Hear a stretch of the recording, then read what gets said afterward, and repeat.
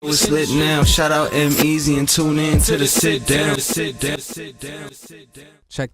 EmEz. What's up, Brody? Thank you for coming. This is the sit down. Ladies and gentlemen, it's been a long day. It's your guy EmEz. Thank you for tuning in. This is Sit Down. Across from me this afternoon is Mr. DDS. How you doing? What does DDS stand for? Initially, it stood for my name, David D. Smith. When I started producing, there was I was going by D. Smith. There was another producer named D. Smith, so I was just going by DDS, and then it just stuck. Oh, and then I eventually decided to switch it to make it something bigger than me, and it was like, don't die sad, because you never know when you're gonna die, so you need to make sure that you taking the time to do whatever it is you want to do that makes you happy, because you never know.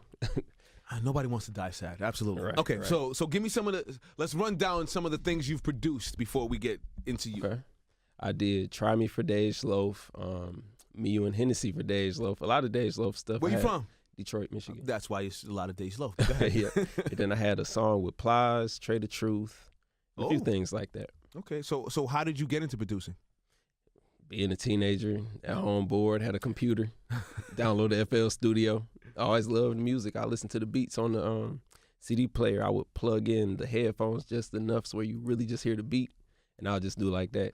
Oh, so you're a savant. You're not just a person that does this. You do this. Yeah. Talk to me about this mentoring program you're doing on YouTube. It's pretty much just one-on-one sessions where I help up-and-coming producers. Like, I just talk to them, they email me their questions, and we just go over everything. And then I have a course that actually helps teach people machine, which is what I use to make my beats. Because throughout doing the one-on-one sessions, people would have the same basic questions. I had somebody pay me for an hour session, and they asked something that only took 5 minutes, and then they didn't have any other questions. They were like, I spent $1,000 on this stuff, and I don't even know how to use it. You just showed me what to do. So what is the feedback you're getting back on that? Because I mean, YouTube is amazing. It's positive. It's a great platform, and for you to be helping people, you must be getting a great feedback for that, no? Definitely. I feel like it's changed my life. I just started doing it randomly.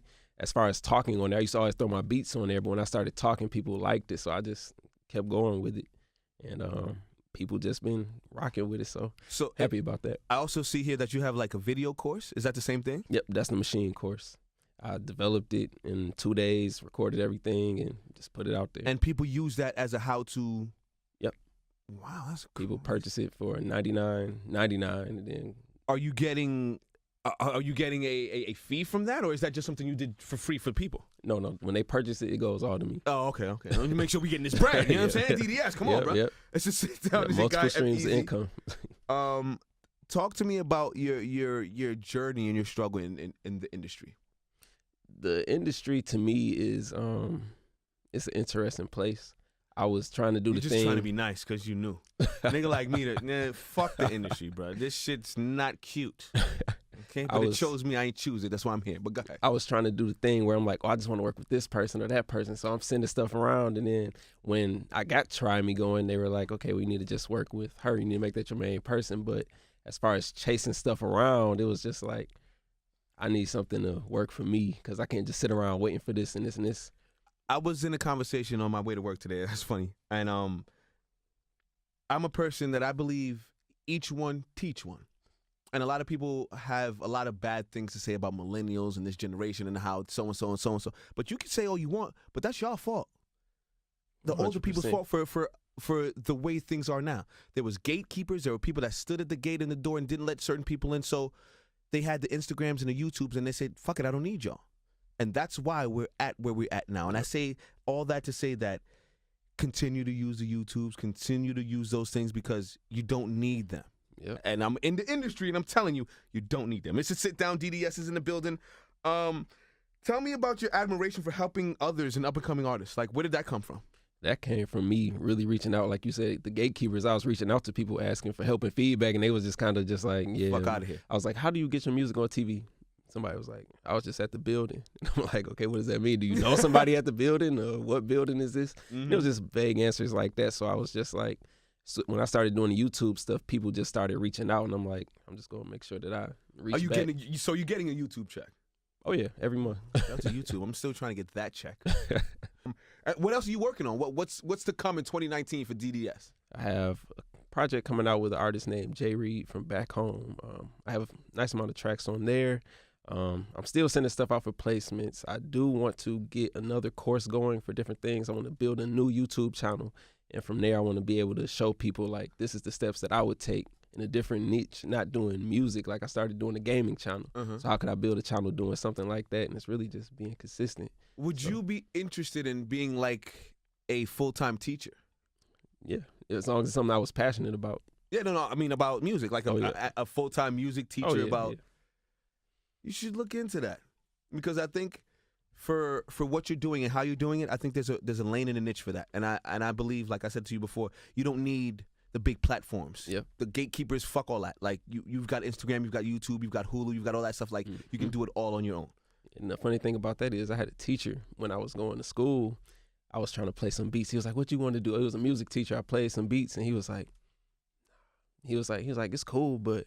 He was like, "I think you should just go be a teacher." And I was mad. I'm like, "What you mean I just go be a teacher?" He was like, "It's just something about you. You a teacher." And I was like, "White guy?" Yep. But then that stuff started going on. I was like, "This is actually interesting. That's what I'm doing in a different way." I'll never forget. I was in 8th grade. We go to high school. We were taking a music course. His name was Alan Gramco. He told me hip hop was a fad. I was in 8th grade in the 90s. I'm not going to date myself. For him to say that it was a fad and where hip-hop is now, hey, Gramco, you're wrong. So sit down. It's your guy, EmEz. DDS is in the building. What else should people know about you? If anybody have any questions on the whole YouTube thing, that's really my thing. YouTube, music. I'm involved with gaming, all that stuff. What system? Xbox One. It's all about the PlayStation, bruh. Hey, I'll get one. What game? I'll get them all. What's your favorite game? Right now, I honestly been playing Fortnite. I'm telling you. I play NBA 2K. I'm a sports guy. I used to play them. This is something different about it's just competitiveness. So why of it. Fortnite? The competitiveness of it. It's like you got to build. You got to do a whole bunch of stuff. 2K does the same thing. We competing. But still, something different. It's different. All right, well, I might have to get on this Fortnite stuff. Look into that camera in front of you and let them know how to get in contact with you, the Instagrams, the good stuff, and how to work with you and all that. My Instagram is DDS825, and my YouTube channel is youtube.com/DDS825. If you want to reach out to me, just DM me. I'll check it, get back with you. Let me know that you saw me here, and I'll get back with you. The boy, again, I'm all about energy. His energy was good when he walked in the building. Shout out to DDS. If you're on the YouTube, make sure you go follow him. Go learn something. God damn it. Just sit down. Thank you, DDS, for coming through. Thank you for having me. Appreciate it. It's lit now. Shout out EmEz and tune in to the sit down. Check. EmEz. What's up, Brody? Thank you for coming. This is the sit down.